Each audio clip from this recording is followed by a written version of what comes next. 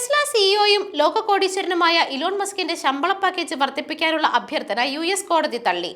$56 billion ശമ്പള package നിരസിച്ചുകൊണ്ടുള്ള ജനുവരിയിലെ വിധി US കോടതി ശരിവെക്കുകയായിരുന്നു. ഷെയർ ഹോൾഡർ വോട്ടിലൂടെ മസ്കിന്റെ ശമ്പളം പാക്കേജ് വർദ്ധിപ്പിക്കാനുള്ള ടെസ്ലയുടെ ശ്രമം നിയമപരമായി സാധുതയുള്ളതല്ല എന്ന് ഡെലവേഴ്സ് കോർട്ട് ഓഫ് ചാൻസലറിലെ ചാൻസലർ കാത്തലിൻ മക്കോർമിക് ചൂണ്ടിക്കാട്ടി. ഓഹരി ഉടമകളിൽ ഒരാൾ നൽകിയ പരാതിയുടെ അടിസ്ഥാനത്തിലാണ് 2018 മുതൽ മസ്കിന് നൽകി വരുന്ന ഭീമമായ ശമ്പള പാക്കേജ് റദ്ദാക്കാൻ കോടതി വിധിച്ചത്. മസ്കിന്റെ കീഴിൽ കൈവരിച്ച നേട്ടത്തിന്റെ അടിസ്ഥാനത്തിൽ ശമ്പളം വർദ്ധിപ്പിക്കുന്നത് മനസ്സിലാകുമെന്നും എന്നാൽ ഇത്രയും വലിയ തുക ദോഷമായി മാറുമെന്നും കോടതി അറിയിച്ചു. അറ്റോർണി ഫീസായി $345 മില്യൺ കോടതി വിധിച്ചു. ശമ്പള പാക്കേജുമായി ബന്ധപ്പെട്ട് ടെസ്ലയുടെ 2018 ബോർഡർ ചർച്ചകളെ മസ്ക് തെറ്റായി സ്വാധീനിച്ചതായിട്ടും കോടതി വിധിച്ചു. വിധിക്കെതിരെ അപ്പീൽ പോകുമെന്ന് എക്സിലൂടെ ടെസ്ല അറിയിച്ചിട്ടുണ്ട്.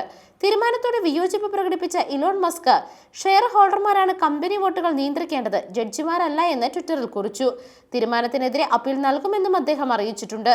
വിധിയെ തുടർന്ന് മണിക്കൂറുകൾക്ക് ശേഷമുള്ള ട്രേഡിംഗിൽ ടെസ്ലയുടെ സ്റ്റോക്ക് ഇടിഞ്ഞിട്ടുണ്ട്. News desk.